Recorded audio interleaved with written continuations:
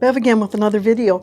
And in today's video, I want to talk about inflammation, and in particular, inflammation that will cause weight gain, especially fat. But normally, right, we know inflammation is not a bad thing. It's a natural body reaction and it's very helpful, right? It's a healing process. For example, if you have a bacterial or viral infection, your white blood cells rush in to help. If you've had an injury, you're going to get more blood flow to the area. Yes, you'll get pains, swelling, redness, warmth, but this is all a natural inflammatory result, right? And it's part of a complex biological protection mechanism. It's good. But the problem with inflammation is when your body triggers that kind of response, but there are no invaders to fight, and maybe there's not even an injury. And so you have to think, well, why the heck would the body do that? And if you've watched my videos, you know that there is always an explanation in the form of some sort of biochemical adaptation for every or anything that your body does. So chronic, I'll just say, I'm not going to go into detail on this, but chronic inflammation in your body can lead to autoimmune diseases. This is a relatively new area of study, and it's very intriguing. It can bring on diseases such as asthma, arthritis, psoriasis of the skin, irritable bowel syndrome. There are all sorts of them. You can Google it, but it's a really interesting research area. Okay, so what causes chronic, unnatural inflammation? Well, the usual pairing: not exercising enough and eating too many high-calorie, low-nutritious foods. So what happens is you get a lot of omega-6 fatty acids when you eat bad food. We all know what the bad food is, right? And this will change the pH level of your blood. So you're going to become more acidic. And when you become more acidic, the reason you gain weight and gain fat is your body has to get rid of toxic byproduct waste from this bad food.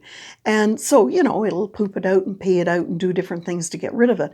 But there is a point at which there's too much for it to deal with. So it has to store it somewhere. It doesn't need it near any healthy cells. So that's where your fat cells come in. They are where your body stores toxic waste. Now, if you don't have enough fat cells, your body's your savior. It's just going to make more fat cells. So all of this is going on when you don't exercise and you don't eat a nutritious diet. So what can you or should you do to mitigate that sort of issue? Well, obviously, you're going to have to exercise, right? This is going to reduce these inflammatory markers. And if you drink more water, you're going to be able to flush out a lot of this toxicity. And the other thing is, you really should be taking omega-3 supplements, because that will counter the omega-6 on this side. Now, you might wonder, where's my list? When I talk about food, right, I'm just going to give you some of the foods that you can think about in terms of high omega-6 and high omega-3. Now, you do need 6 and 3 and 9. The thing is, the way people eat in North America, you get a lot more 6 than you do 3. And that's why I say to take omega-3 supplements. But in terms of food, the inflammatory types of foods that are high in acidic omega-6, sugar, high fructose corn syrup, trans fats or seed oils, right? Refined carbs, pasta, breads, white bread, that kind of thing.